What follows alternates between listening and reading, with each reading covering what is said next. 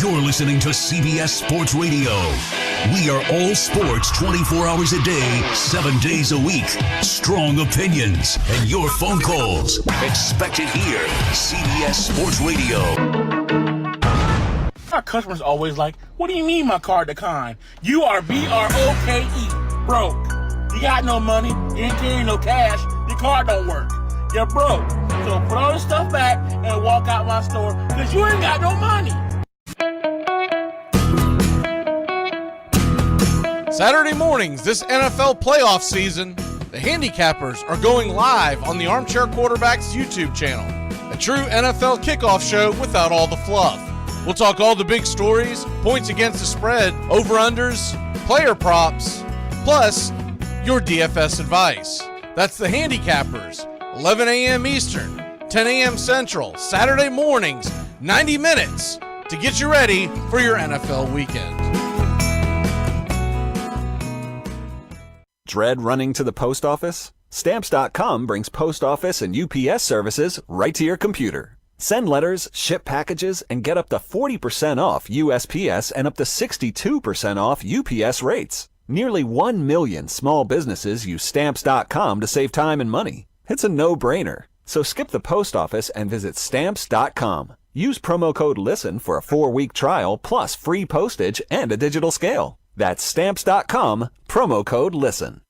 Take the scenic route in the new Hyundai Santa Fe. The family SUV with available H-Track all-wheel drive to help you travel way off the beaten path. Find new adventures together in the Hyundai Santa Fe. The Armchair Quarterbacks on YouTube Live. SEC, ACC, and Big Ten coverage like no other. Subscribe and like us today. Your first choice for sports talk live from the First Coast. Hey, Jacksonville, winter is the perfect time to start planning for your healthy, pest-free spring lawn with True Green, America's #1 lawn care company. True Green's science-based approach and local expertise will help give your lawn the year-round care it needs to be thick and weed-free. Go to truegreen.com/radio to save 50% on your first service. Just call 866-946-5956 or go to truegreen.com/radio today and get a lawn to be proud of. At Jewelers Mutual, we're a little obsessed with jewelry. Obsessed like auctioneers with talking fast. 50, we're going to pop stars with auto-tune. Yeah. And dentists with asking questions. So, how did he propose? After they've put their hands in your mouth. Great. Yes, we've made jewelry our obsession for over 100 years. We love it so much we named our kids Ruby, Amber, and Opal. Venti soy latte for Opal? At Jewelers Mutual, we insure jewelry and only jewelry, which is why people who are also obsessed with jewelry trust us with theirs. Saturday mornings this NFL playoff season, the handicappers are going live on the Armchair Quarterbacks YouTube channel, a true NFL kickoff show without all the fluff. We'll talk all the big stories, points against the spread, over-unders, player props, plus your DFS advice. That's the handicappers, 11 a.m. Eastern, 10 a.m. Central, Saturday mornings, 90 minutes to get you ready for your NFL weekend. Take the road less traveled in the newly redesigned Hyundai Santa Fe. With available H-Track all-wheel drive to help you get off the beaten path a little further together. And intuitive safety features that can help you see what's waiting around the bend. Plus, with generous room for 5 and comfortable available Napa leather seating, you can go for more drives as a family without driving each other crazy. Find new adventures together in the Hyundai Santa Fe. I'm Amy Lawrence, and I'm up late, always, after hours, hanging out with you on CBS Sports Radio. Check it out, 2 a.m. Eastern, 11 p.m. Pacific. The Armchair Quarterbacks on YouTube Live, covering the AFC South and NFC South along with the rest of the NFL. Subscribe and like us today. Your first choice for sports talk live from the First Coast.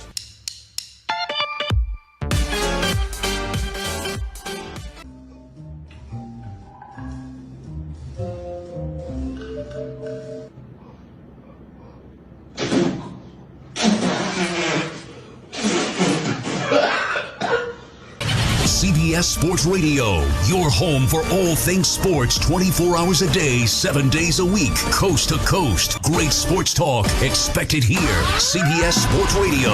Enjoy sun-drenched days, epic stays, and plenty of room to roam in Greater Fort Lauderdale. Our hotels, attractions, and restaurants have taken the Visit Lauderdale's Safe and Clean pledge so you can relax and explore with confidence. When you're ready for that well-deserved staycation, our 23 miles of golden beaches await. Find wide-open spaces to hike, bike, kayak, and paddleboard. Visit your favorite attractions, then dine out in style in socially distanced dining rooms or al fresco on waterfront patios. Learn more at sunny.org. Boss man, I woke up this morning and my vision's all messed up. Yeah, no, I ain't blind. I just can't see myself working for you no more. So this is my 2-day notice. Yep, I quit today. That's the sound of NyQuil Severe hard at work. NyQuil Severe is the best sleep with a cold medicine. No tossing and turning, just rest and recovery. So you're ready to take on tomorrow. For powerful relief of your worst cold and flu symptoms, try NyQuil Severe. The nighttime sniffling, sneezing, coughing, aching, stuffy head, best sleep with a cold medicine. Use as directed. Keep out of reach of children.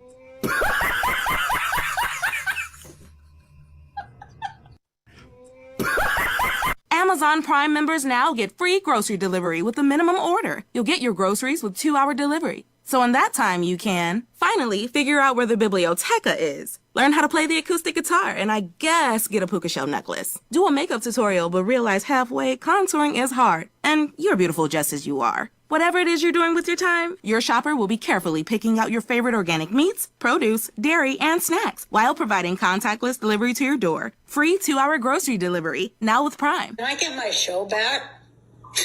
I mean, you're letting Whoopi back. Then Sarah Gilbert, she was the dagger in the heart. And it was really weird, too, because my sister said, watch out for her. She means to take everything you got. Sandra Bernhardt, 3. And then that girl that I gave the job to play Darlene's kid, 4. Everybody I had, given a job to and given power to turned on me. With purpose, with the Great Courses Plus, you'll have unlimited access to enlightening, engaging, in-depth video and audio courses on hundreds of topics taught by incredible professors. And you can learn anywhere, anytime with the Great Courses Plus app. What purpose awaits you? Find out today with a free trial. Sign up at thegreatcoursesplus.com/radio. Remember, thegreatcoursesplus.com/radio. Somebody's going to always makes a highlight for us at 12. You watch this. Go on. Of course it's going in. Of course it is. Boom. It's Bill Murray.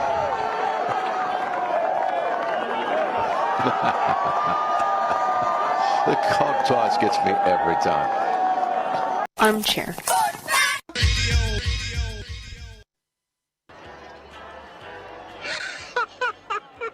We have been hoodwinked, bamboozled, and flat out deceived. There's something kind of about a kid that's never played baseball.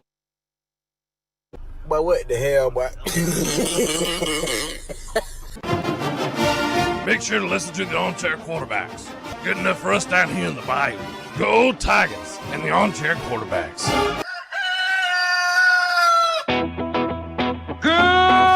Armchair. YouTube Live. CBS Sports Radio Station.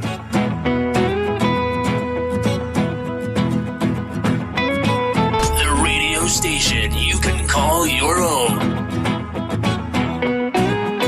Do you know what listeners like about our station? It's everything. I like everything. It's always on my radio.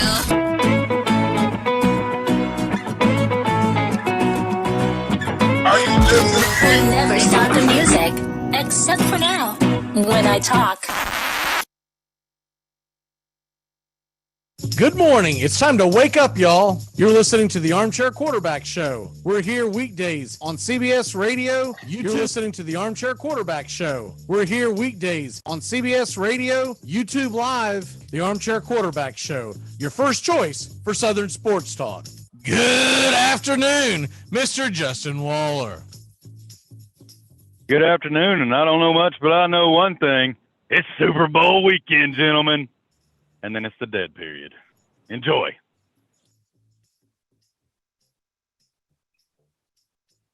Hi, I'm Mac McGee, and I don't know much, but I know one thing.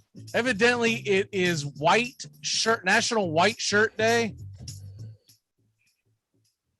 I guess I missed the assignment. Armchair. Community Access Channel. He's the armchair quarterback. He's full of beer and he's full of snacks. The all-American man. With a groove under his pay. Howdy, hi, and top of the evening to you. It is Super Bowl weekend. Joey Ariola, how the hell are you, my friend? Oh, fired up. The jersey is on. Thanks again. It's a good time to be alive representing the armchair quarterbacks. Let's get after it. Let's get after it. I like it. I know that from time to time folks are going to grab the wrong one and wear the quarterback jersey. I said We had a spelling lesson with our children, see if they could find which one was the problem. I said it before, and I'll say it again. We'll save that jersey for NBA Finals week. Lots of quarterbacks. Welcome to the show. We got a lot to get into and a little time to do it. Kind of had to flip to the script last minute, but I do want to get into this before we get into any of the football talk. Justin, I know you don't really follow the NBA, but what we were planning on starting the show off with is this NBA trade deadline. The only trade I think is really worth talking about, Joey, is the James Harden trade to Philadelphia and Simmons going to the Nets. Does this make either one of them the favorite to win it all?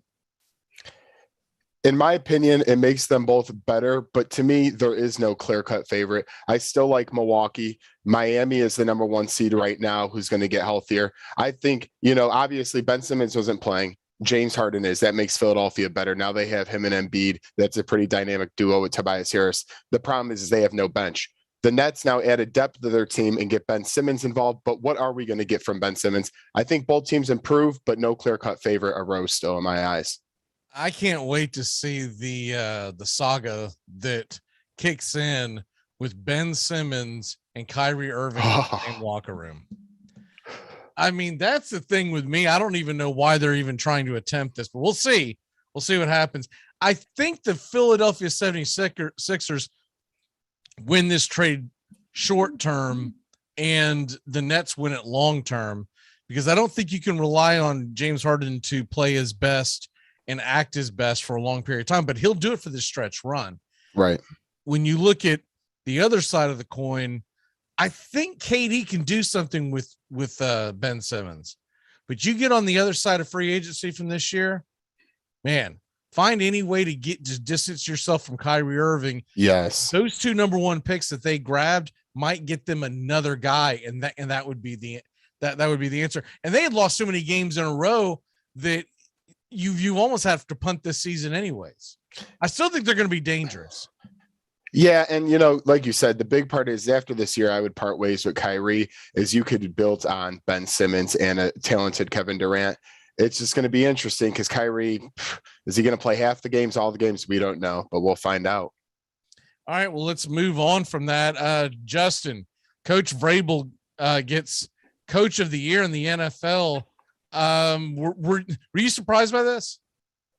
Well, I mean, he got my armchair quarterback man of the year award. So no, I'm not. I'm glad that people listened, and thank you followers for stepping up and making it happen. Well deserved. I mean, to do what he did and flip that roster, it's a little lackluster with the postseason performance, what was assembled for that game. But the overall body of work of the season was pretty impressive. Yeah, I thought it was well deserving. What shocked me was the reaction on Twitter, whatnot. People saying that. First of all, you have to understand something. This is voted on before the playoffs begin. Yeah. So you can't take that into consideration. Considering all the injuries this guy got this team with the best record in the AFC, I think hands down he deserves it, because there's going to be years where I think he'll have much better success into the playoffs where he won't win it, because normally it's given to the guy. I mean, I don't even know how many Belichick has won, but he should probably win one just about every damn year. But it's usually given to the guy who had to climb the highest mountain to get his team where it is. Joey, what say you? No, I mean, congratulations to Vrabel. Even coming from a Colts fan, he's done one heck of a job. Your best player goes down. Most teams would fold in that situation. Somehow he got better. I remember that game at the Rams on Sunday Night Football showed a lot to me from a person in the division who never truly worries about playing the Titans all too much. But that game proved to me that they were a for real contender. And honestly, if it wasn't down to Ryan Tannehill's 3 picks, they probably would maybe even be playing this weekend. So if they could figure that out, good job by Vrabel, and we'll see what happens going forward. I think they definitely beat the Chiefs. I said it the weekend before the game. I said the game that scares me the most is the Bengals, because if they beat the Bengals, I felt like that they were going to cruise into the Super Bowl. The game was going to be in Nashville. They had pounded the Chiefs before. Ryan Tannehill is what lost them that game. Just before we move on, what is the sense there in Nashville? I know what the front office said, that that's their guy, blah, blah, blah. But do most people in Nashville believe that they're going to move on from Tannehill, or is it going to be the same old, same old? I think it's going to be the same old, unfortunately. I wish I had a different feeling. I'd like to see them walk away, but they're not going to trade the contract off anywhere, and they're not just going to release and walk away from it. So I don't know the solution to the problem. You bring in some help from the offensive standpoint. Obviously, a lot fell off from the previous season to this one. Arthur Smith, shoes were not filled very well. So how Vrabel addresses offensive coordinator and offensive coaching on that side of the ball to make sure that you aren't stalemating and putting Tannehill in those situations, know what you have and work within your means, is kind of what I expect to see built around the offense from the Tannehill standpoint. Justin, the other question I have for you. So I ordered those jerseys about a month or two before Christmas. Then it took forever for them to get there. Is yours a dress on you now? Because as you look a lot. No, it's not. I got them yesterday, and thank you very much. But no, because as you well know, you can never have a jersey too big. I mean, nobody buys small jerseys. I was a little concerned about it. I was like, man, I went with the 4X because my fear was they weren't going to be, because for people wondering what we're talking about, we got the Armchair Quarterbacks jerseys made, and they're actually a very good quality, but that's not what my assumption was. My assumption was that it was going to not be of that great quality, and it might be smaller, maybe coming from China or something. And I was, and so I didn't want to get guys who wear 2Xs, and then they end up being just, headbands. So I went up a size, even with Bobby. I think I got him an XL because I was like, man, that's the last thing I need. I'm honestly an XL, and you got me an XL. It's honestly a great jersey. I'm actually surprised too by the quality. They came out very, very nice, in all honesty. Yours was a 2X, right? It is. I didn't check the back. Yeah.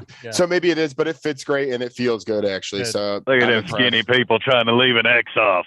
Go ahead and put that X on there. Well, no, wear it like a badge of courage, baby. Normally, we're talking about 4 of them over here.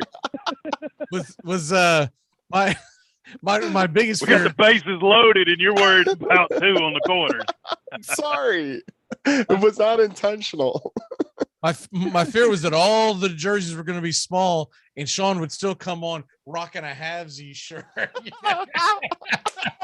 Look, Ezekiel Elliott style. Exactly. That's exactly. It was like because he'd do it. He would do it. He'd be like, no doubt. Okay, let's go ahead and move on and get into the Super Bowl. My word, we've got the. First of all, anyone shocked by any of the NFL awards? That someone got this and someone got shocked. I don't mean, look, I believe Brady was the MVP. I don't believe that they should have given it to Rodgers again, but that's just, that's just my take on it. But it didn't shock me that Rodgers won. No, nothing shocking to me. I mean, as a biased fan, I would love Jonathan Taylor to win Offensive Player of the Year, but Cooper Kupp was, dominant, all well deserving. So it's, there's nothing shocking to me that happened here. Okay. I just wanted to hit that before we move on. So the Super Bowl spreads. Ooh. Rams. I'll tell you what, I'm surprised this line hasn't moved. I fully expect.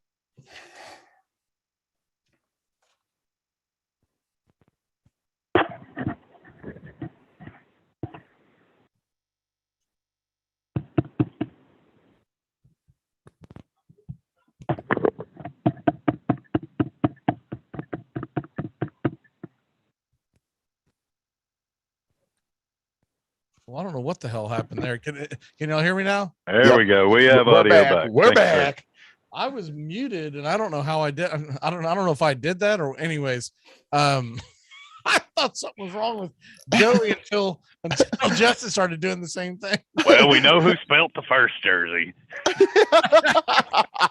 So I don't even know what y'all heard and what you didn't hear. I don't know what the last thing was y'all heard me say. We're about to go out about the spread and how you're seeing it move maybe possibly. Well, okay, so I'm shocked that it hasn't moved all week. It's been sitting there at 4 on most books. I do believe it's going to move one way or the other towards kickoff, but I'm starting to wonder which one, because the Bengals have become the darling that everyone wants to pull for, and getting points. I kind of feel like a lot of money is going to come in on the Bengals, but then you also have the Rams essentially playing at home factor, and it is Los Angeles. I found something very interesting. Did you know what the number one prop bet is in America, that more people bet on that prop bet than any other prop bet all year long for the Super Bowl? Coin toss. That is amazing to me that is the number one prop bet. I mean, we have a Super Bowl party, and every year nobody plans on betting on it, and then 20 people go last minute, $50 in the pot. Everyone just goes heads or tail, and they go bonkers. I don't know why it's so loved, but I always bet on it. Yeah, right. I've done it, but it's like $5 or $10. It's never anything to write home about, because I'm just like, all right, let's get the juices going. Right? Yeah. If I'm going to bet a total of, like, we'll say $200 to $300 on the entire game, I start off with that, with usually about a $10 on the coin toss.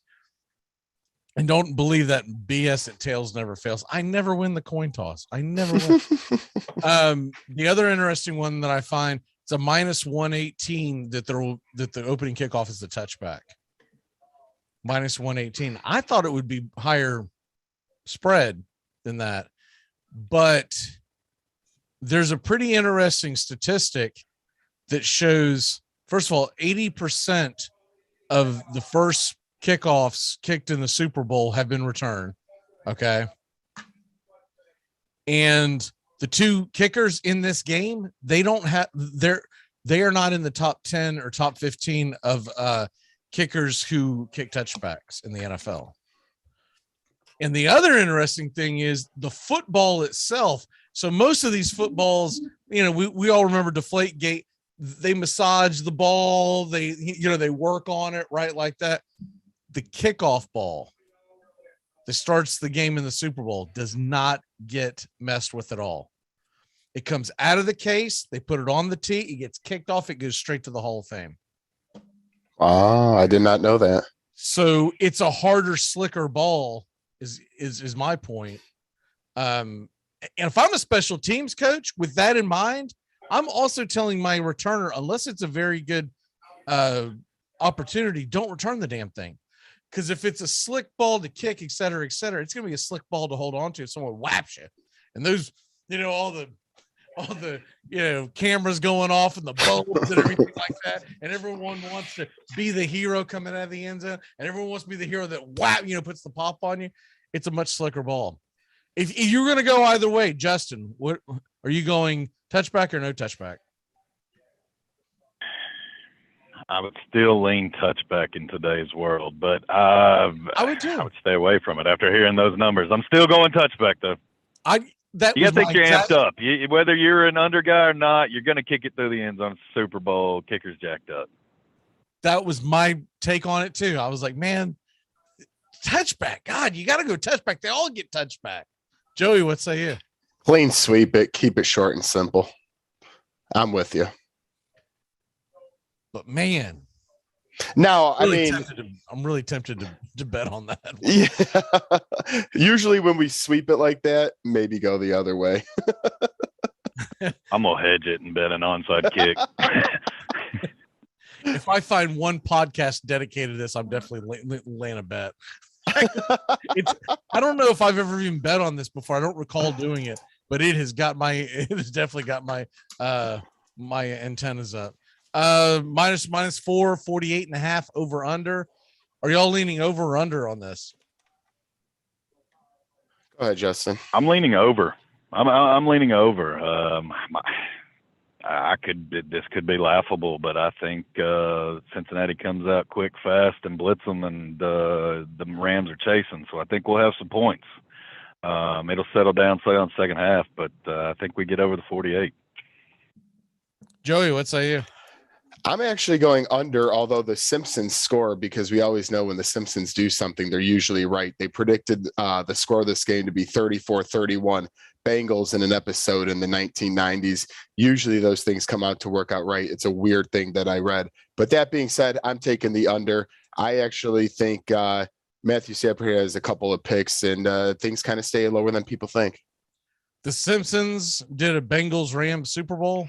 It says Rams Bengals. I don't know if it's LA or not, but it just says Rams and Bengals, and on the TV score it says Super Bowl final score Bengals 34, Rams 31. That's interesting, right? And it's happened like 2 times in the past. It's some weird thing. I don't know, but just an interesting tidbit. All right. I got a load of prop bets I'm gonna throw at y'all real quick. Some more interesting ones. Cooper Kupp scores a TD, but you're only getting minus 154. Justin, yay or nay? Nay. Nay, as in I'm not interested in betting. He probably scores a touchdown. Joey, Jamar Chase scores a touchdown plus 120. Yay. If I could get a plus, yep. Joe Mixon scores a touchdown minus 105. Yay. Odell Beckham Jr., Joey, scores a touchdown plus 137. Yay. Both of y'all. There's a prop bet out there. The longest touchdown is either over or under 1.5 yards. That's an interesting one. Because if you get a PI, the ball's going to be set on the 1 yard line. But then you've also shortest touchdown is over or under 1 yard. What's that? You said the shortest is over or under 1.5 yards. That the touchdown. Yes, I'm sorry. Yes, shortest. Yes. Shortest touchdown scored is 1.5 yards over or under. I'll go under. I'll go over. So to get that 1 yard, you got to get one or two things. A quarterback either a sneak. PI that sits right on the 1 yard line, or you have to make sure the guy doesn't cross the goal line getting pushed out at the 1 or tackled right at the 1. Aaron Donald, I could see the Rams D-line stuff and Mixon on a play, and hopefully it sits at the 1 for me. That to me is one of the most interesting ones, and I don't really have a strong lean one way or the other. But when you think about all the different scenarios, and the other fun thing about that prop, that thing will last all game long, right? Mm-hmm. All game, and it doesn't matter what team you're pulling for that. Are y'all doing Super Bowl squares? Yes, sir. Yes. You are? Okay.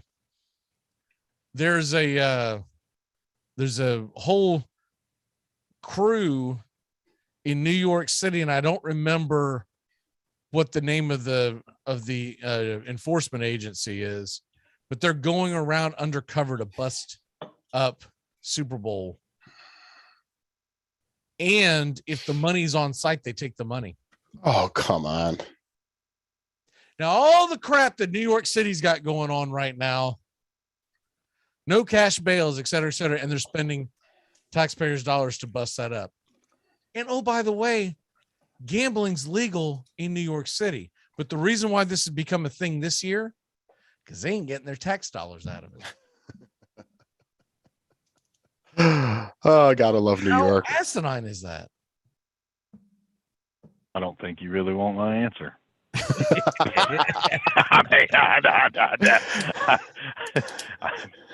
If you want truths, we can over do that under bet offline. on whether we get it. We catch a fine from my response. Well, let's do the picks now. Justin, you going Bengals +4 or Rams -4? Since that's the option, I'll take +4. I'm confident enough. I'm taking them straight up on the money line. I've got the Bengals winning this one. Joey, what say you? I could not agree more. Give me the +4 and the money line. Too many folks are on this Bengals bandwagon, man. The reason why I'm going Rams is because every morning I wake up and every morning I go to sleep, I live on the belief that offensive line and defensive lines matter. And I think the Bengals are in trouble. And I know, I get it. They found a way to beat the crappy Raiders. They found a way to beat a Titans team that was better than them on every aspect except the quarterback position. And then arguably the wide receiver position. They got beat up by the Titans. The Chiefs, they got some pressure, but I don't feel like it was the kind of pressure that the Titans were getting on them. I expect the Rams to get that kind of pressure on Burrow. And I just think, man, eventually the dam is going to break. I got to give Joe Burrow all the props in the world. He stands in there, he takes his licks, comes back, has memory loss, right? And just goes. But with all that being said, I don't know if we lost Justin or not. I don't see his video. But with all that being said, that is why I'm leaning with the Rams. There's a part of me that thinks it's going to be a blowout, and then there's a part of me that can definitely see the upset. But I've got to go Rams -4. It's almost like they're trying to bait you into taking the Bengals or giving you more than a field goal. I mean, you're taking the more talented team. I just once they beat the Chiefs, I'm just not getting off Joey B. I get why the hype is there too. Like, that's the thing. Like, I totally understand the hype. I just don't underestimate that big of a deficiency on the offensive line. I mean, you are right. The Rams defensive line could eat for days on that right side, especially of the Bengals offensive line. I don't know how they're going to stop Von Miller. I don't know how they're going to stop Aaron Donald. I just feel like there's, and that's why the over-under, I'm leaning towards the under. And I know that sounds crazy because these are two really good offenses, but I just wonder if they're going to struggle to score to start the game. Tony Agolini commented in 35-27 Rams. That's a high-scoring game. It is. What were we going to say, Justin? I'm sorry. I don't think they have to worry about that. I think you get your playmaker the ball, and it's get Jamar Chase in the open field. I mean, if you take those quick crosses, you just find a way to get the ball in his hands and let him make plays. And then the big guys can't catch him. Let him chase him all day. They will be creative, and they will get him into open spaces with the ball, and I think that will open up the mix and running game. But you're right. I mean, it's a tough defense, but I think it'll get blitzed early, and I think it'll settle down. And for us Titans fans that aren't mad at you for egregiously, picking the Rams and hurting Titan Nation, I hope they get their hearts ripped out the same way that we did in 99, 2000. There's a part of me that says, hey, it would be cool to see the Bengals win. cool story. And there's another part of me that says, man, there's a lot of veterans on that Rams team, even though I don't like Odell Beckham.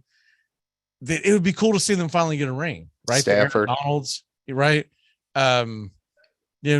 Stafford to a degree, but I'm not really a Stafford fan. But I don't dislike Stafford.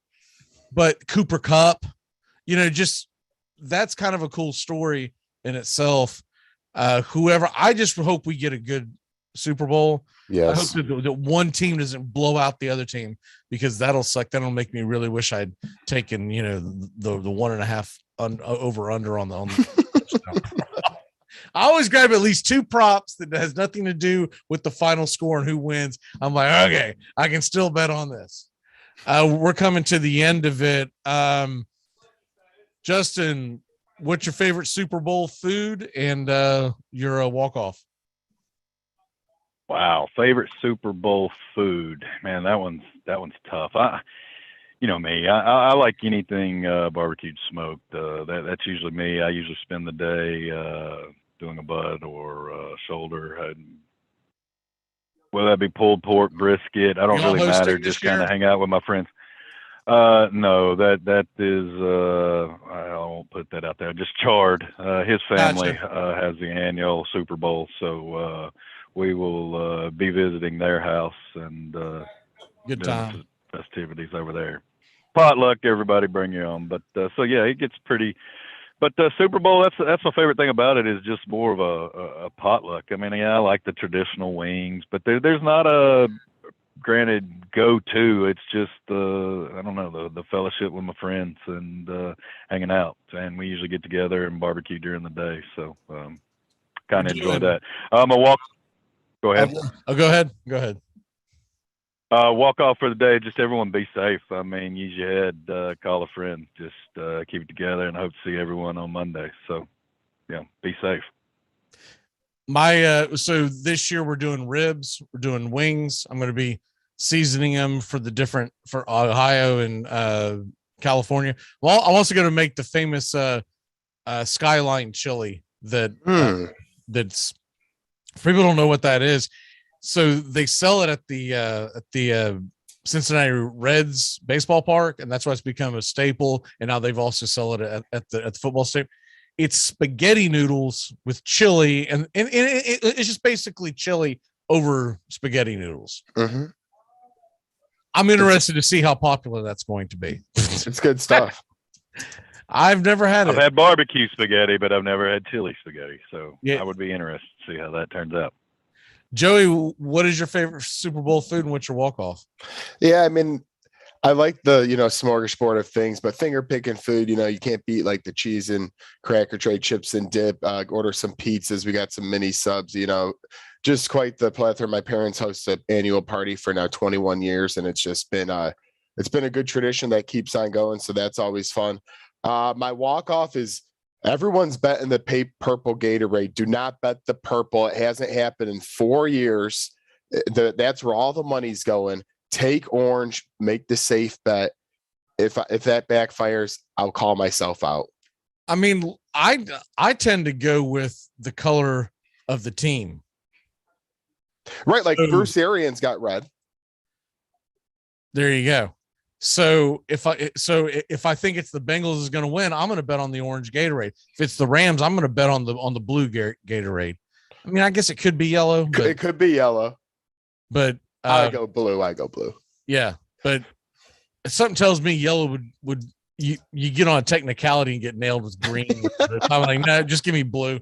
But yeah, that's another one that I always bet on. I don't know if I'll bet it this year, but it's going to be orange if the Bengals win.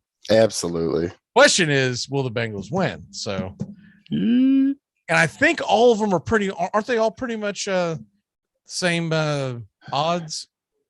I don't have that one in front of me, but in other words, there's not one that's I just know that I just heard that the money's been going crazy on the purple on FanDuel lately, and I was wondering why, because it hasn't happened in a little while now. Orange was 2 years and red, so out of the past 3. Well, cool beans, man. I will see you tomorrow for the handicappers, the last one here. Absolutely. I'm going to rock it with pride again tomorrow, my man. Don't worry, I'll wash it. All right, brother. We're going to take a really quick break. When we come back, we got some more in store, including we're going to talk a little more Super Bowl and your favorite Super Bowl memories. What are your favorite Super Bowl memories? We will be back in a flash here on the Armchair Quarterbacks.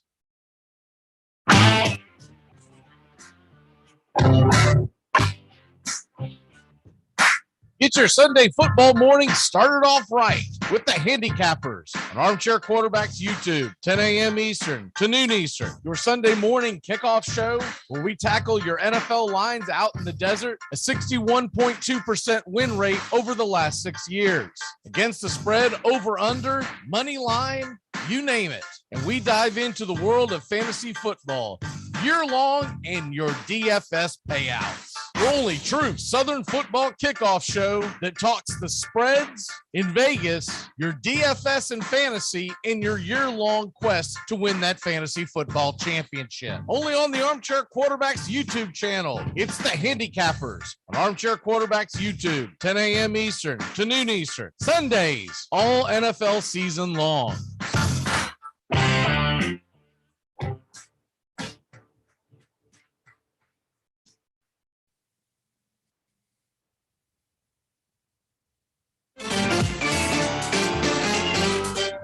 Armchair Quarterbacks on YouTube Live. We cover Braves baseball, Red Sox, Yankees, Rays, Cubs and Cardinals, and the rest of Major League Baseball every day. Subscribe and like us today. Your first choice for sports talk live from the First Coast. We are Armchair Quarterbacks. Who controls the British crown? Who keeps the metric system down? We do. We do. Who robs game fish of their sight? Who rigged every Oscar night? We do. We do. Armchair.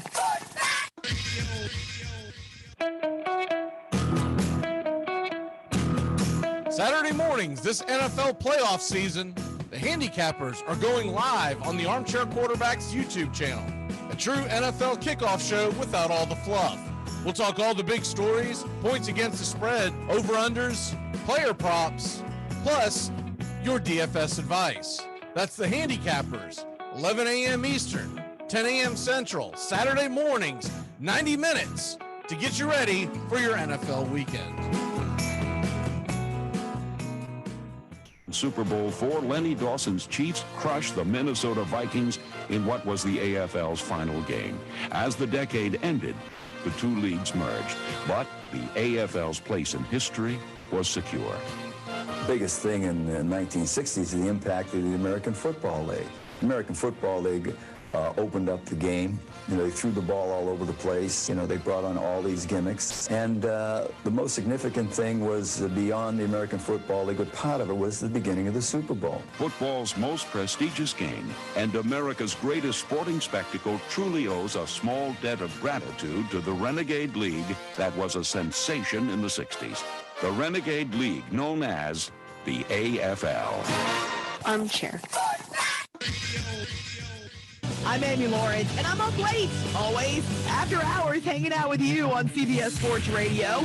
Check it out, 2 a.m. Eastern, 11 p.m. Pacific. A wise guy, huh?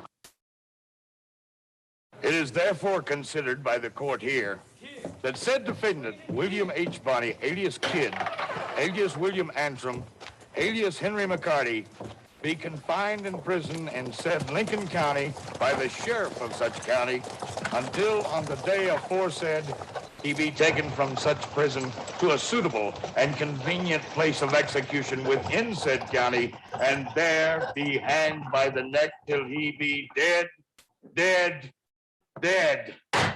Now, do you have anything to say, young man? Yes, Your Honor, I do. You can go to hell, hell, hell.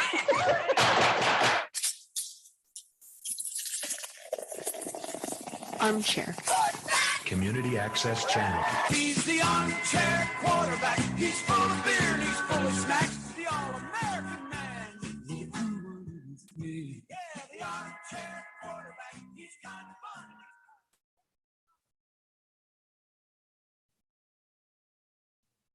Okay, we are back here on CBS Sports Radio, and Red Raider Doug is on the way, running a little late. Kind of threw at him last minute that he was coming on this early.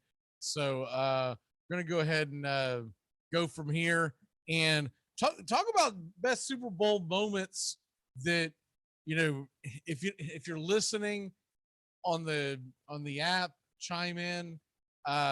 Would love to hear what your favorite Super Bowl moments are. One of the ones that I have to put up there from the jump is obviously the helmet catch. The helmet catch is one of the first ones that jumps out at me. And because Brady and the Patriots were undefeated, that was the biggest reason why I remember that one at the top of my list, because if they win that game, if Brady wins that game, we're talking about that team being referred to as probably the greatest team in the history of football. Instead, a ridiculous catch against the damn helmet ends up changing the history of the game. And so that one is up there for me. You know, the Montana beating the Bengals in the Super Bowl, I'll always remember that fondly because it was my first Super Bowl that I remember seeing from the very, very jump. I watched a part of the Raiders Eagles Super Bowl. That was my first Super Bowl that I actually watched, but I was so young, I don't really remember it. It was also a blowout too. Remember, the Raiders beat them by 3 scores. That Montana game with the Bengals, that one, and remember that had just followed 2 significant games in NFL history. 3 really, because the Chargers beat the Dolphins in the Epic in Miami to get to what they refer to as the Freezer Bowl, San Diego at Cincinnati. And everyone believes to this day that San Diego was just done. They had absolutely no energy left by the time they got to Cincinnati. And there was about almost 100-degree difference in the 2 games with wind chill. In San Francisco, remember, they had just won against the Cowboys in the NFC Championship game with the catch. So that was my first real football season watching from start to finish, including the Super Bowl. So that game's always going to jump out at me. I didn't know it at the time when I was a kid watching that how rare that season was to have those kind of games going down to the wire like that. You know, you get a lot of games in the AFC and NFC Championship games have been stinkers. So that one jumps out at me. The Fulton Walker kickoff return for the Dolphins against the Redskins in the early 80s, Super Bowl 17. That one jumps out. I'll always remember that because at the time it was the first in the history of the Super Bowl. Of course, there had only been 17. And when you're a kid, you don't realize how few that is, but there had never been a kickoff return for a touchdown. And then, of course, John Riggins breaks Dolphins fans' backs by going out and breaking that tackle on the 4th and short with Blackwood trying to hold on to his jersey, and he rumbles in for what was essentially the game-winning touchdown. John Elway's helicopter against the Packers. It was Elway. It was Favre at the beginning of his career. And Elway, remember, Favre had just won the Super Bowl the year before against the Patriots, against Bill Parcells' Patriots. And Elway, on that final drive, him helicoptering, what was he, 37, 38 years old at that point, to get that first down. It showed the drive. It showed how much Elway wanted that damn win. Because remember, before that happened, and of course the following year he would go on to win back-to-back Super Bowls and then retire and beat the Falcons. But before that happened, Elway was known as a choker. He gotten his butt kicked in the previous Super Bowls, blown out realistically. And he had a moniker on him his entire career until those last 2 seasons that Elway just can't win the big one. I remember we had a big Super Bowl party for it. My God, that's been 25 years ago almost. And I remember us all jumping up and down and pulling for Elway. And it wasn't even like I was pulling against Favre and the Packers. It was because Elway needed that touchdown. And then of course the Titans losing to the Rams. At that time, I was not a Titans fan. They just came to Nashville that year. They'd only been in the state of Tennessee for a couple of years. And I was still a Dan Marino Dolphins fan. So I didn't really have a dog in the hunt. They just came to Nashville, so I hadn't jumped on, that fandom. It was probably about 3 to 4 years after that I really became a big Titans fan. Have been ever since. But I was in Tennessee watching that game with a bunch of friends, and it was extremely cold that weekend. Everyone was iced in. You couldn't get to Atlanta. My friends around me in the apartment complex that we lived at the time. So there were 3 apartments that were open to everybody, and we kind of bounced back and forth. It was me and my roommate's apartment, our neighbors, and the ones across the way, and we just kind of bounced back and forth watching the game. And my roommate and I, we were actually being the contrarians, pulling against the Titans. And I wasn't wholeheartedly pulling against the Titans. I just felt like this was going to be too easy for them to go out to win the Super Bowl the first damn year. But they went out and had a hell of a game, and watching that team and watching those players as the years went on is what turned me into such a big Titans fan. Obviously Bears, Patriots. When I was a kid, that was a big deal. The Super Bowl shuffle year, that one is always going to stand out to me. I pulled against the Bears because I'm always the guy that pulls for the underdog. Welcome on the show is Red Raider Doug. Doug, how are you? Doing good. You okay? Yeah, just a little fighting with traffic. I understood. I figured that's what was keeping you. I'm talking about favorite Super Bowl moments throughout the years. Talked about a bunch of them. Give me some of yours.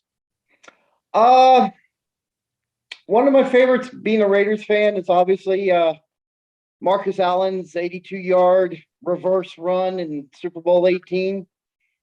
That's got to be one of my biggest highlights. I was at a Redskins watching party that day. And remember that, so that was Super Bowl 18, the year before the Redskins had beaten the Dolphins. And I was a Dolphins fan as a kid. I hated the Redskins because of it. We didn't really have a rivalry, but we lost to them in the Super Bowl. So to hell with them was my. So I remember it was the only kid. It was me and one other older guy. We were the only ones pulling for the Raiders. And of course they get blown out. And that Marcus Allen run, phenomenal. Was that the first Super Bowl that you really watched? No, as a little kid, I had watched 11, but 15 was the one I truly sat down as a fan and understood the game. 15, Super Bowl 15? Yeah. Okay. I was talking about earlier. Mine was Super Bowl 16. I kind of remember watching Super Bowl 15, but I was so young. Like my parents were having a Super Bowl party and I was just kind of bouncing around, right? Yeah. Super Bowl 16 was the first year that I've told the story a million times, but I sat down with a notepad about like this, and I wrote down rules of football, because back then you didn't have Google and all that. So I wrote down the rules of football as I learned them through the broadcaster, whoever was doing each game. That was the year that I learned football. And I didn't realize how lucky I was that was my first year in the NFL. Because your NFC championship game was the Freezer Bowl. You had the Epic in Miami. And then, of course, you had the catch for the 49ers and Cowboys leading up. I couldn't fathom that this wasn't normal. I thought this is what the NFL did. They had incredible games at the end of the year, and and that's why everybody loved it. Bucks beating the Raiders was a big one for me because there were a lot of Florida State guys on that Bucks team, and I grown up as a quasi Buccaneers fan. Like and even to this day, I pull for the Bucks, but I can't call myself a Bucks fan because it would be disingenuous. I pull for them, but I can't necessarily call myself a Bucks fan. I pull for the Bucks if my team's not in it. Everyone, and I know you remember this being a Raiders fan, everyone just assumed that the Raiders were going to mop the floor with the Bucks because that offense was just unstoppable. Rich Gannon and company. And I was a little sour apples too, because the Raiders had knocked the Titans out of the playoffs. And the Bucks I remember the big win of that season for the Bucks in the playoffs was when they went on the road and beat Philadelphia. And I mean, pummeled them. And when that happened, I don't remember if that was the championship game or not, but that was a big thing, was that the Bucks couldn't win on the road. They went and they beat the Eagles on the road. And that was just kind of like the thing leading up to the Super Bowl, where everyone at that point was like, man, this Bucks team's for real. And what a defense that team had. Oh yeah. Look, how many are in the Hall of Fame now, as far as that Bucks defense goes? Yeah. You asked me that was one of my worst memories of Super Bowl, was watching that Super Bowl. That was excruciating. You got any other favorite memories? Yeah, it was Super Bowl 15, and it was significant. That whole year of football was significant because people don't realize in the early 80s, the wild card position was brand new, and a lot of sports and football enthusiasts didn't like it. They figured that just somebody, bouncing into the playoffs by luck. And the Raiders had made the playoffs as a wild card. And they were told, and I was told as a kid that whole year, you're not going to beat the Eagles. You're not going to beat the Eagles. The Eagles are going to kill you. They're going to kill you. You can't get past the Eagles. And that whole playoff, that was I call it the freezer game in Cleveland. That was beating San Diego in the championship game. But doing it as a wild Cleveland, card. one of the most heartbreaking things I had as a kid watching football growing up. And I can't even consider myself a Browns fan at that time, but I really liked Bernie Kosar and all the players on the Browns. Webster Slaughter, just so many great players. And I always felt like they were the underdog. That damn fumble by Biner when he was going into the end zone and he dropped the ball, I remember being absolutely devastated. Oh, that was jumping up and down. And that was a year or two after the what they called the drive, where he went 97, 98 yards for the winning touchdown. So they already had this hanging over them that they couldn't beat the Broncos in the big game, blah, blah, blah, blah, blah. And that damn fumble by Biner. And I'm sure that guy still lives those nightmares. Oh, I'm sure he does.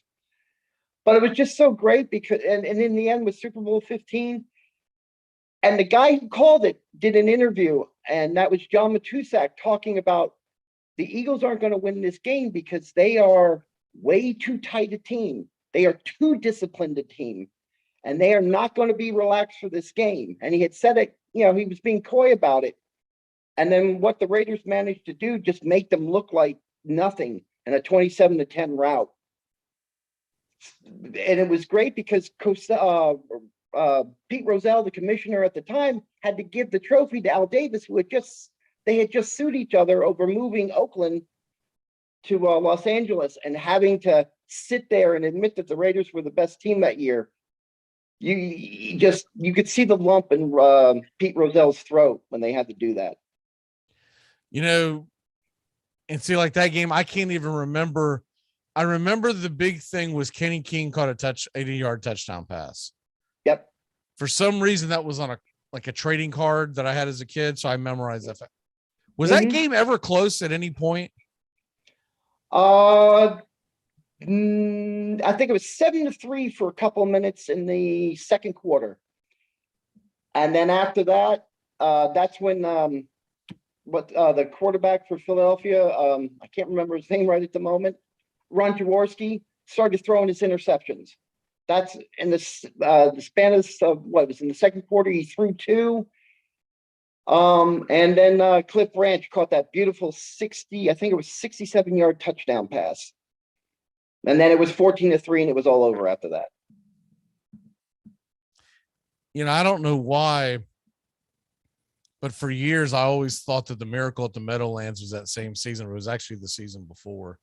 I always have it in my head. As a kid growing up, I thought that like springboarded them going to the Super Bowl, but it's all that same time period, because I really don't remember many. You know, I remember Jaws, and of course he later on played for the Dolphins, right? Mm-hmm.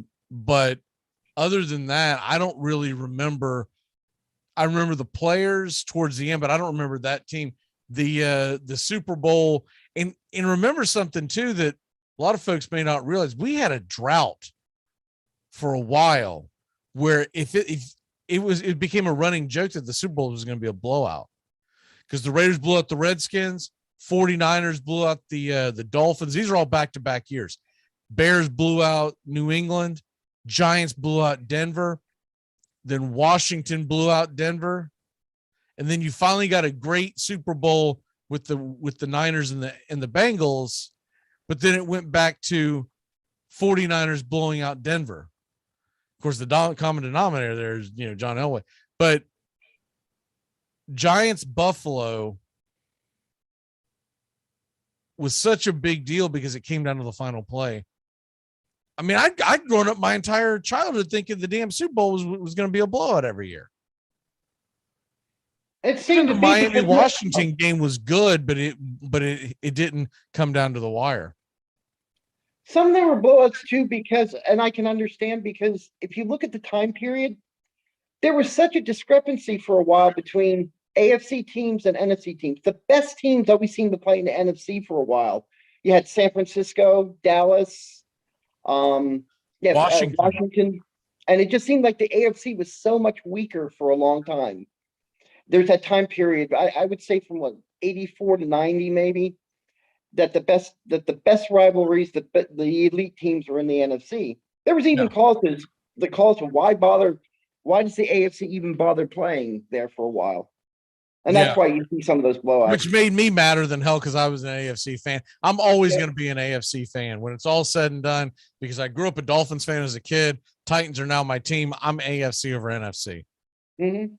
But I no longer care that way. In other words, when they meet in the Super Bowl, because it's not even, because in the 80s, AFC and NFC were still, it had only been a little over a decade that the Super Bowl had began. True. And so they were still branded in older folks' head, the ones that are bringing you the game, as AFL, NFL.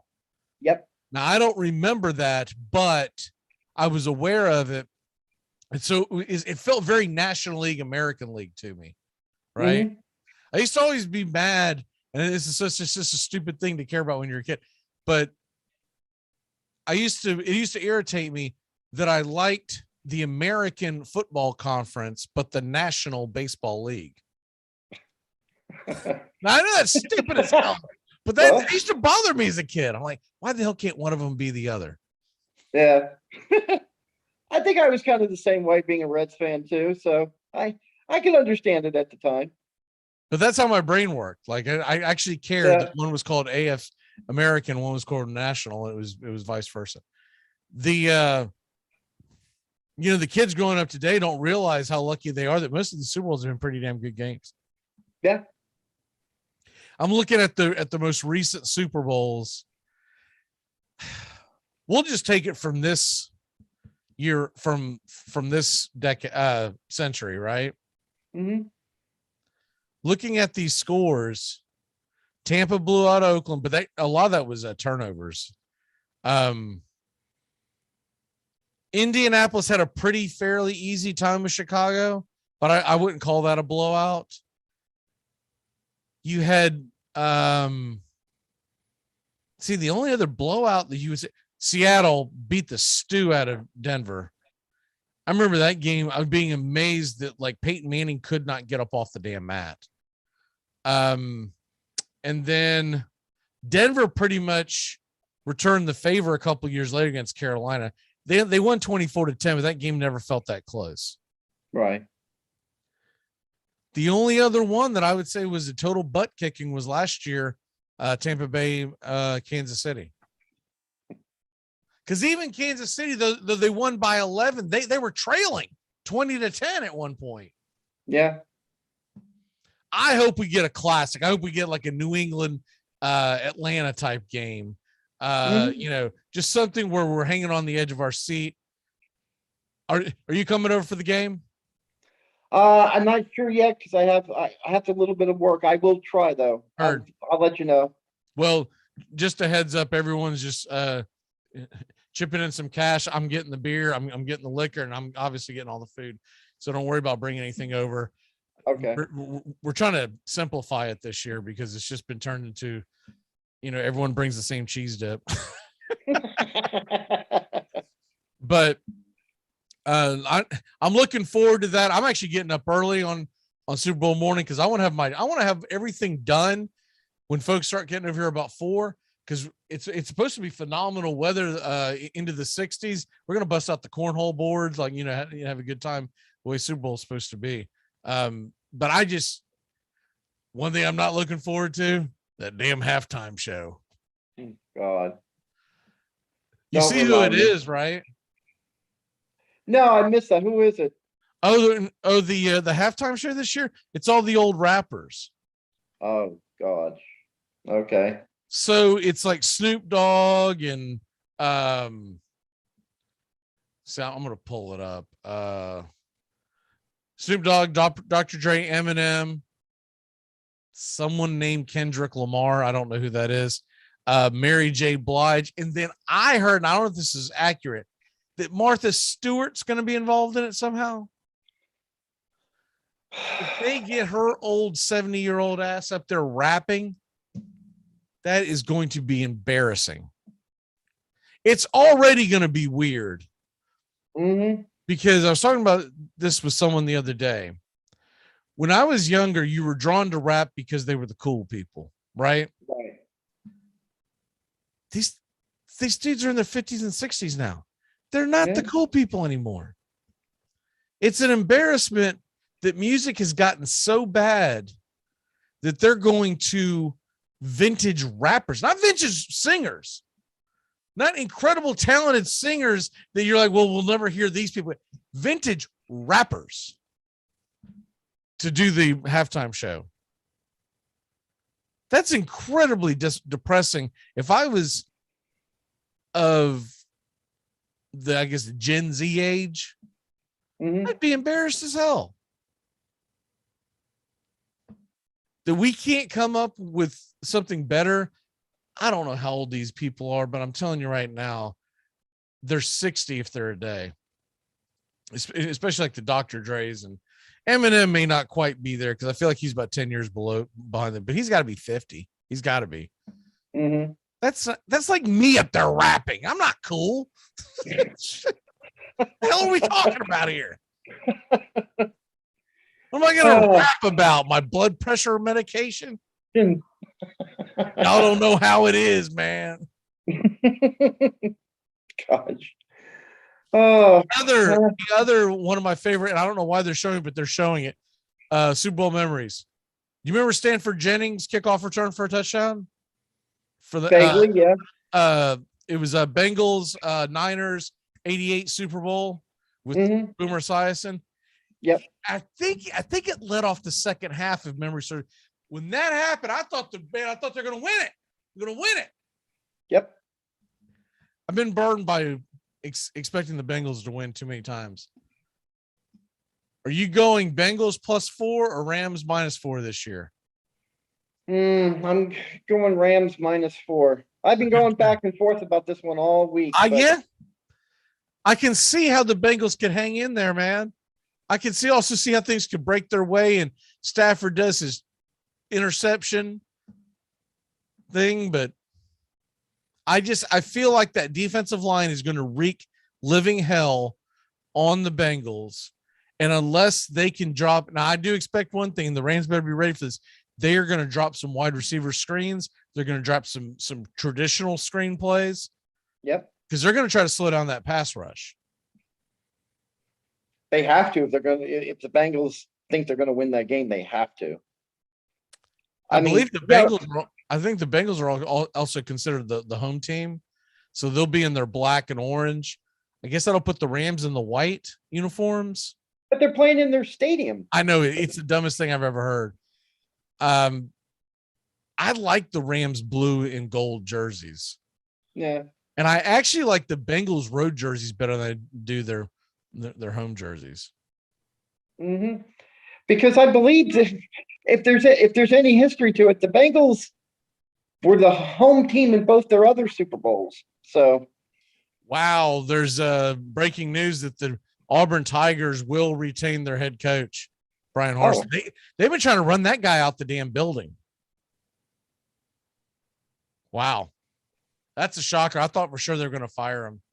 There's no way that guy makes it to 2023. No way it happens. I know one thing, college baseball season's right around the damn corner. It starts next week. Speaking of baseball, how are you feeling about this? So the MLB and MLBPA meeting tomorrow. Now, I don't think they're going to have a deal done by tomorrow, but do you expect good news or do you expect, are they going to, I'll make it real short and sweet because we'll get back to the Super Bowl talk. Are they going to start the season on time or do you think it's going to be delayed? I think it's going to start on time. A lot of things that were said today and a lot of things they've kind of agreed upon already tell me that both sides want to play baseball this season. So I don't see too many major sticking points left to discuss. There's a couple of them. And I know they present their deal tomorrow. It's not going to be a done deal tomorrow, but I think they'll negotiate it out on time. I don't see any red flags right now is what I'm guessing. Until recently they had done a very good job of something they have not done in the past, which is keeping their beak shut to the media. Right. Mm-hmm. In previous negotiations, there have been players on Twitter. There's been all kinds of things. You're like, would you just shut your damn mouth, get the deal done? And then Garrett Cole comes out Tuesday, I think it was. Did you see this tweet? Vaguely, remind me. I haven't. So he comes out, and I wish I had the thing pulled up in front of me. Trying to remember which day it was because I know I commented on it. I did it because I was trying to remember. But anyways, essentially what he said was how the players are going to have solidarity and that they are going to stand strong and not let the owners push them around is essentially what he's trying to say.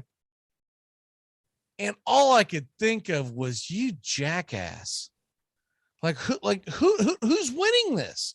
Who is winning this when you say something like that? Because I don't know why he even bothered, because ownership, they discussed the deals and the things they've given up and the things that they're giving. The players are getting a lot of what they want right off the top. They've already agreed to. Everything from minor stuff to the DH, the universal DH, to other things that they're already trying to set up. The one thing that players wanted was the compensation fund for rookies after a certain age. I think it is. Now that compensation fund, I think that's the biggest sticker. Because but ownership has agreed to it. They just haven't agreed to it, but they've only agreed to $10 million. The players union wants $105 million as the bonus pool. That's a big deal. And that's what you're going to go into conference to, and you come up with a compromise on that. And the fact that both sides have said, yes, I agree with you. The number is just a number, and they can probably squeeze a number out. The only thing that ownership has been real sticky about is revenue sharing. So I don't know what the players are going to think they're going to get with that, because management, all the owners are in agreement. We're not raising or lowering the revenue share at all. That's I a found the tweet. non-starter. Oh, Garrett Cole, it was on Wednesday. Garrett Cole said, I was at our PA meeting in Arizona, and it was exciting to see solidarity this high. We had 100%, or he said 100 plus, but 100 plus players show up and are united to protect the integrity of the game. Wow. And all that sounds like is that same crap we heard, though back then there was no Twitter, of the players coming out bragging in 94 about how they were going to stick together and blah, blah, blah, blah, blah. Now this is a jackass in Garrett Cole, who, oh, by the way, signed a $330 million? It was somewhere in that neighborhood. Mm-hmm. Deal 2 years ago. He's set for life. He's not worried about it. No. But what about the players coming up? This is going to affect their bottom line. Yeah. Because if you don't have the fan support because you missed days this year, you could hurt the revenue stream from television contracts and other outlets for years to come. Yep. It's I don't remember who it was, but I believe it was MLB Tonight, and I think it was Dan O'Dowd. I think it was him. He made a very good point. He said you don't get everything back in the first you don't get everything back in one CBA. Okay. Right. So you get what you can get now. You sign a 5 or 6 year deal. You don't sign a 20-year deal. You get 5 or 6 year deal, and then you get what you can get the next time it comes around. And that's how we got to where we are now. Where baseball players are paid very well. They have great pensions, et cetera, et cetera, et cetera. But where we are with this, the Garrett Coles of the world needs to, as you know, as they famously said to LeBron, I'm going to say it to him, shut up and dribble. Yep. Because no one cares about your, we're solidarity. Shut the hell up, you jackass. You're a 100 millionaire. You signed I forget the length of the deal. I don't have it in front of me, but I know it was well over $300 million. So I remember at the time going, that's a lot of money for a guy who, by the time he gets to the end of that damn contract, unless he's doing steroids, is not going to be the pitcher that he is now.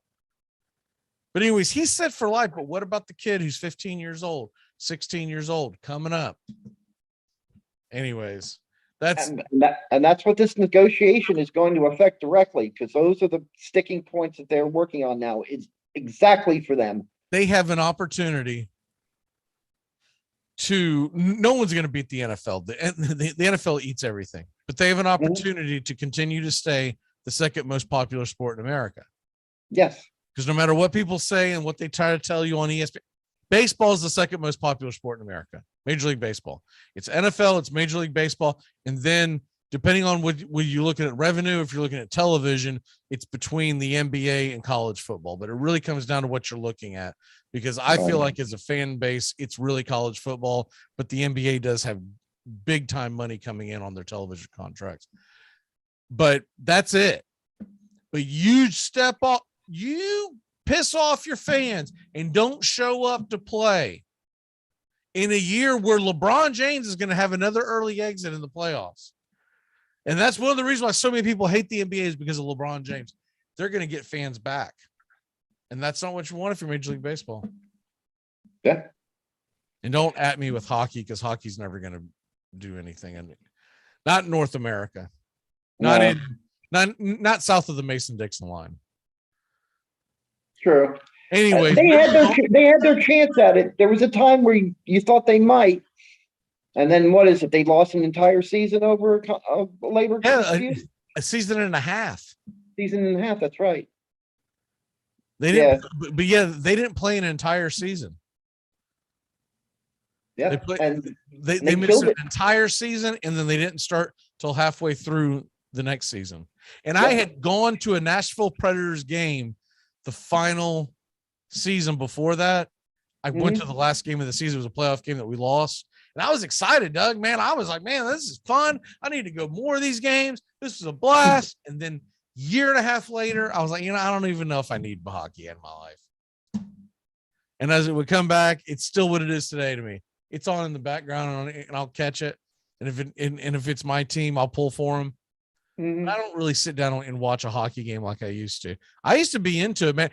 They put a thing up on Twitter the other day, and it was this date in history kind of crap. But it was Peter Forsberg in the early 2000s playing against he was playing for the Avalanche going up against the Red Wings. That, man, I used to get excited about those games. When the Red Wings and Avalanche played, this was prior to me jumping into the Nashville Predator fandom. I used to get excited about those matchups. If I knew Red Wings Predators were on ESPN that night, man, I was off. I did everything I could to sit down and have a beer and watch the game. I'm talking a regular season game. Yeah, I used to be the same way with the Jersey Devils always playing the Philly. I love watching the Devils. And those were some good Jersey Devil teams back in the 90s. Oh my God, I love to watch them. And they were the only reason I even care about hockey was them. And just watching them always playing Philadelphia all the time. Yeah, when that game was on, I was there for that. They went head to head in the playoffs. I want to say it was Eastern Conference Finals, but I could be wrong on that. The year that the Rangers won the Stanley Cup in '94, and it was like it was a big drought or whatever. Well, I hated the Rangers because growing up as a kid, going to Long Island every summer, I'd been to a handful of New York Islander games, so I was an Islander fan. So the only thing I really knew, because back then not a lot of hockey came on TV. One thing I knew was that I didn't want the Rangers to win. So I remember pulling, it was a 7-game series, watching the entire Devils versus Rangers, and the Rangers ended up winning, but I was pulling for the Devils. But I remember that was a phenomenal series. Yeah, it was. And the thing is, I loved about the Devils too in that time period too. And then later on in 2000s is nobody realized the coach, Jacques Lemaire, who was their coach for a long time, for a while. The coaching staff were all former those. I don't know if anybody remembers, probably don't remember. It's been a long time, but the Montreal Canadiens teams, the team that won 17 championships in 20 years, starting from 1954 to 77. All those coaches were multiple ring players that played in almost 2 generations of those teams. Yeah, back when there was 4 teams in the league or whatever the hell it was. Yeah, unfortunately, yeah. But I just thought that was amazing. And the players, they were kind of like the Raiders in a sense too, because there were a lot of kind of reclamation projects like Scotty Campbell. And I always call him the Toothless Wonder, but I can't remember, his name just popped out of my head. Defensiveman that played. He'd been original Devil when the Nordiques became the New Jersey Devils. And just how much of a fearsome defensive team they were. And just how scary Scotty Campbell was, because a lot of people had said the former center for the Philadelphia Flyers took him out of hockey in a playoff game, I think, in 2000. And just watching the hitting that they did, it was just, I had never seen. I knew hockey's a violent sport, but the Devils made it exceptionally violent. Well, when I went to some of those Islanders games in the early 80s, the Nassau County Coliseum, I'm old enough to remember, because they were grandfathered in, there were players skating around on that damn ice without helmets. Yeah. And for kids who don't know what I'm talking about, that was a thing. And then it's only been in the last 20 years or so that they started putting face masks on, because they used to fly around with a face mask with no face mask. And then they put those in. And at first, when it was done, nobody wanted to wear it because it was like a football face mask. And then they finally came up with the plexiglass thing they have now today. Yeah. All right. Well, that's our hockey memory lane. Brought to you by Who Gives a Damn. Let's get back to the Super Bowl. What's the biggest deciding factor in the Super Bowl? What's the one thing you say, if this happens, this team's going to win. If this happens, that team's going to win. We had touched on it earlier, and it's a given. If that Rams defensive line keeps Joe Burrow face down in the dirt, it's over. It's done. It's a done deal. If they cannot get past that front four, goodbye. It's over. It's a lock. The Rams will win this game. I say if Jalen Ramsey can, I don't want to say shut down, but keep Jamar Chase at bay. Mm-hmm. That to me is the biggest matchup of this game, because the Rams are coming. But what they would love to be able to do, to your point, is to be able to put pressure on Joe Burrow without having to send the house. If you can send 4 guys and be on him and have wreaking havoc on him left and right, which I think they will be able to, and Jalen Ramsey can shut down Chase, putting a lot of pressure on T. Higgins, a lot of pressure on Tyler Boyd. We'll see if it looks like the tight end CJ is going to play. He did start practicing late this week, so we'll see what happens there. It's not like they don't have other weapons, but if you can keep the ball out of Chase's hands and he's running for his life, that is going to be a huge, huge matchup. If the Bengals win, what has to happen? For the Bengals win, I would say the one thing you got to look, I want to see how that defensive backfield plays against those receivers. I think the Bengals defense has to have the best game they've ever played, especially the DBs in the backfield, safeties. They've got way too many weapons. The Rams have way too many offensive weapons. And that's the only way they're going to stop the Rams is if those guys cannot catch the ball. You got to keep Cooper Kupp out of that game. Simple, Kupp is the counterpoint to Chase. You got to keep Kupp out of that game. Evan McPherson, the place kicker for the Bengals, in my opinion, if they're going to win it, he's going to have to hit a bare minimum of 3 field goals, maybe 4, because I think they might be able to move the ball, but I don't know if they're going to be able to be very successful in the red zone. Mm-hmm. And if he can if he can be money like he's been all year, he's a rookie out of Florida for people who aren't familiar with him, but if he can be money like he's been, they're going to have to lean on him. I don't think this is going to be a game where the Bengals are scoring and running up and down the field. No, I don't either. I give a very slightest of edge to the Bengals in the kicker category. I think Matt Gay is a very good kicker, but I think Evan McPherson is just a little better. He's got a little better range. Mm-hmm. Now, with all that being said, all the little nuances, to me, this is a big deal. All the little nuances about playing in a stadium that you're not familiar with advantage Rams, obviously, right? Because they're playing. Yeah. And so it'd be interesting to me to see how that plays out. Are there things in the kicking game? I remember one of the biggest things of the old Cowboys stadium was they had a big crown in the middle of the field. I'm not familiar enough with the SoFi Stadium, but I do know that playing at home is a big deal. You know what I would like to know? If they are considered the home team, are the Bengals going to be in the Rams locker room? Because that to me seems a little weird. Yeah, it does. Who knows?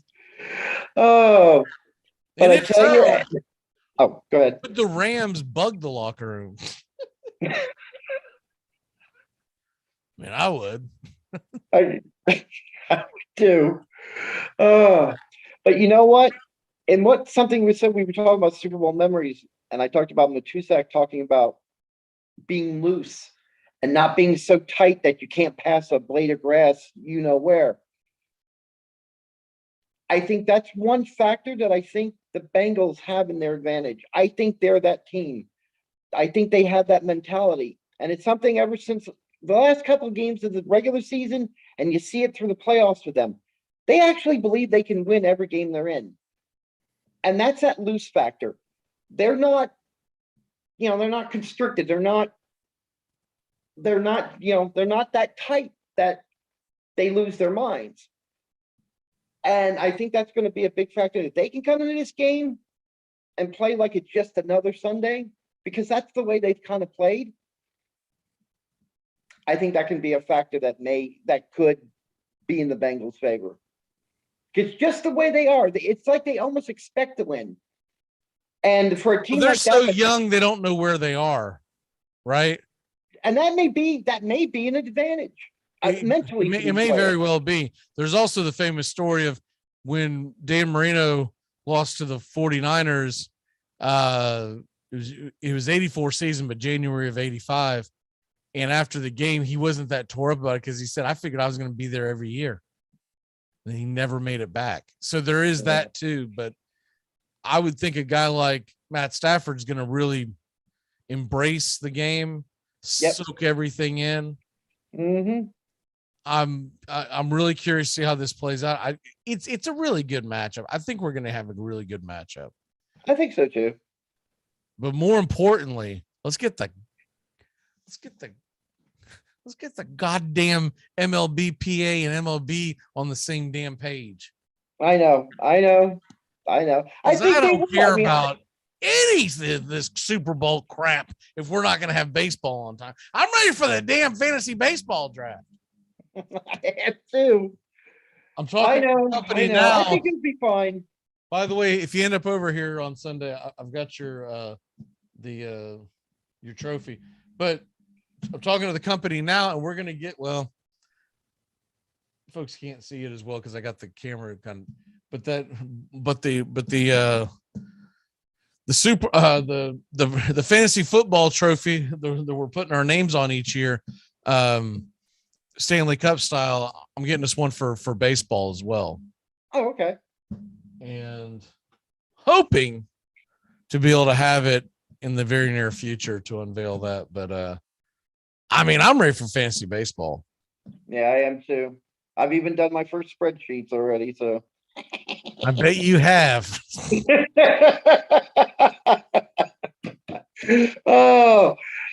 When we talked last week about the CBA a little bit, I was like, oh man, I just started to get that itch. So I pulled out my phone, pulled out my laptop, and just started looking. If you're in a traditional draft, right? No salary cap or anything like that. Right. Who's your number one player this year? If you're going to start from scratch draft, you can pick whoever the hell you want in all of baseball. Oh my God. You got me over a barrel on that. I haven't really thought about it yet. You know what? Right now, it's off the cuff, and it's just because you surprised me with a question. But from a fantasy standpoint, I'm throwing Mookie Betts out there at number one, just for the moment. I'm not saying it. I'm not saying that that's where it'll be, but it's just off the top of my head when I was looking at numbers. So it's an off the cuff kind of answer. Oh, did you see the video that went viral where some jackass who thought it was some kid who thought he knew anything about baseball was trying to critique, and he was making fun of this guy's swing. His dad was throwing him batting practice, and he was making fun of this guy's swing. Did you see this? No. So this guy, I think he was trying to do it for Twitter or YouTube, and he was literally trying to clown the guy who was taking batting practice because he thought he was talking about and to a player that, was a high school or college kid, because you couldn't see his face. Right. Mike Trout was the guy that was taking batting practice, and he was making fun of him, saying his swing wasn't level and all this kind of crap. Oh God, dude, you're done. You have to rebrand whatever the hell you were trying to sell for the rest of your existence. That's like the story I had when I was a kid, when They set up where I grew up and went to high school, the next town over. They built a park and there were a bunch of old guys. There were 3 old guys playing. I didn't make fun of them. I just didn't know who they were. But I just noticed that they were always in the batting cage that was built. And I kind of watched them and I thought, well, it's kind of an odd swing. I thought they were older guys. And it turned about in their retirement when I was a little kid, it was Roger Maris and Nellie Fox who were best friends, and they both were business partners. Wow. Down in, and it was their park that they had donated to the city.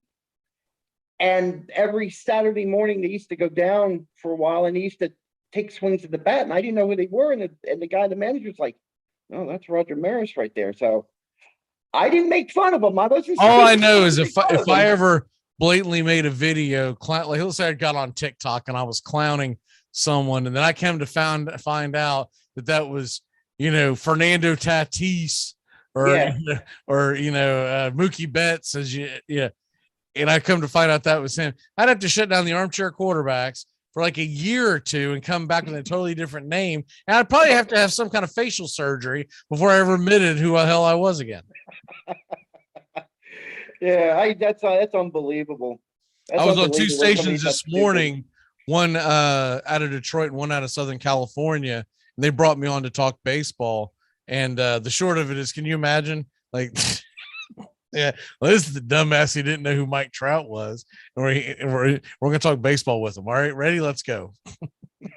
A freaking clown show. All right, it's time to turn back time, get the hell on out of here on a Super Bowl. Last Friday show we'll do for a while. I'm going to wait till the CBA for folks. I had a couple people inbox me about this because I mentioned this is our last one.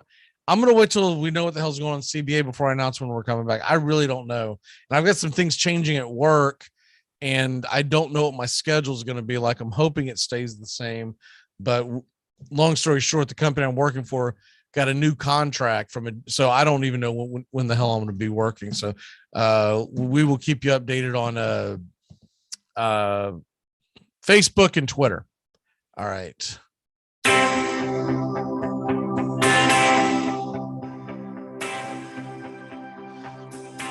Here's a good one. On this date, 1965, the Milwaukee Braves, who already intend to move to Atlanta for 1966, propose and decide to pay 5 cents from each ticket sold this upcoming year to bring a new stadium to Milwaukee, so that later on down the road, what this all ends up happening is the Milwaukee Brewers are hatched just a few years later. So the Braves helped fund because they knew that the fan base was pissed at them, and of course, back if you say 5 cents, like that's nothing. Baseball tickets were a lot cheaper back then, a lot cheaper. Oh yeah. Also on this date in 1982 was the famous San Diego Padre St. Louis Cardinal trade, sending Ozzie Smith to the Cardinals and Gary Templeton to the Padres. Yep. Good job. You think that's a better end of that deal? Yeah. Hell of a job there, San Diego. All right. Yeah. Birthdays. It's your birthday today. What does that mean? I guess I'll try to explain. All right. It was the first time your parents. Remember Tony Battie? I don't know why I remember him, but I do remember him. Tony Battie is now 46 years old. Played in the NBA, played for the Nuggets, played for a bunch of different teams. I feel like he had a cup of coffee with the Celtics, but yeah, I do remember the name very vividly. It's just I'm kind of drawing a blank on all the teams that he played for. Another one born on this date. Well, I had it. I guess I will. Here we go. Birthdays in baseball. This is one of the worst I've ever seen. Like the drought there are no significant baseball. If you have a kid today, don't teach the kid how to play baseball. He's no shot. I don't even see famous baseball players that died on this day. Wow. This is a pretty dry day for baseball. For birthdays across the board. When I have to go do a Tony Battie dive, we're in trouble. What is your walk off for the day? Well, we've been talking about the CBA, and I was just reading while we were talking about birthdays. The union has dropped their demand for a for the age player. I'll just read it real quick. Okay. Sorry. It just came up. Demands in the table order for they've dropped the player union, removed its biggest demand. The union no longer seeks a new age-based free agency. Instead, they're looking for the 6-year service time. So the fact that they dropped that was one of their biggest demands tells me that even the players union is serious about getting a deal now. Well, here's the thing, and I'll go ahead and include this into my walk off because first of all, enjoy the Super Bowl, y'all. Yeah. I mean, come on, definitely. It's my favorite day of the year. Doug knows he's been over here. I cook it up. I drink it up. He does. It's my Christmas. My wife thought I was joking when I met her, and I told her the day I met her, I say, no, Super Bowl is my Christmas. And she didn't quite get it. She thought I was saying the Super Bowl is like Christmas. The Super Bowl is my Christmas. I don't give a damn about Christmas if I miss Christmas or not, but I don't miss the Super Bowl. As far as that goes, enjoy it, blah, blah, blah. Major League Baseball, they meet tomorrow. And I know what you're saying about them dropping that demands. It's because the owners were never going to get off that because they were trying to drop it down. Doug, I think they were trying to drop it down to like 24, 25 years old. Well, does that mean I never draft another kid out of college again? Exactly. You know, a kid having a really good year for Stanford at 22 years old. Sorry, dude, not drafting. You know why? Because when you're still down in the damn minors, I've got to make you a free agent at 24 years old. So, but they've got to come together on that. Whatever they're calling it, bonus pool, whatever it's being called. I think that's the biggest sticking point. When you've got 10 million here and 105 million there, I mean, we all know. Sean and I were talking on the phone the other day. We all know it's going to end up around 60 million. Just go there already. They're going to meet around halfway. Just do it. Yeah, that's what I was saying. They'll pull the number together. 10 million is absolutely absurd. Yep. There's 32 teams or 32 there's 30 teams in Major League Baseball. $10 million is absurd. So there's $300,000 on average per team. Shut the hell up. Yeah. Like I said, I think it'll be 60, 70 if they get the deal done. I think that's the magic number for that. Just get there already. Yeah. It's like the thing they did when the with the 2020. Remember all the negotiations they had? Mm-hmm. We all knew it was going to end around 60. It ended up being around 60 games. Just do it. Yeah, just get it over with. Just get it done. All right, brother. We'll have a great rest of your day. Enjoy the weekend, and hopefully we see you Sunday. I will work towards it. Understood. Get that anklet bracelet off. I'm working on that right now too. All right, brother. We'll see. Now we will have a show tomorrow, but then that's the last show for quite some time. Tomorrow, 11 a.m. All the guys will be here. Y'all have a great weekend, and it's Friday, working stiffs. Everybody, 4, 3, 2, 1. Happy weekend! Goodbye, sweetheart. Well, it's time to go. We're back tomorrow with another show. Well, unless we're fired, we'll talk to you then. Goodbye, sweetheart. Goodbye. Goodbye. Guys and gals, it's time to go. We'll see you on the next show. Same bat time, same bat channel. Thanks for listening to the Armchair Quarterbacks on these CBS Sports affiliates and catching the show on YouTube Live. We're here weekdays. Find Armchair Quarterbacks on YouTube Live today. Please subscribe and share and take us everywhere you go. The Armchair Quarterbacks, your first choice for Southern sports talk, live from the First Coast. Gonna get another cigarette, please. Can I get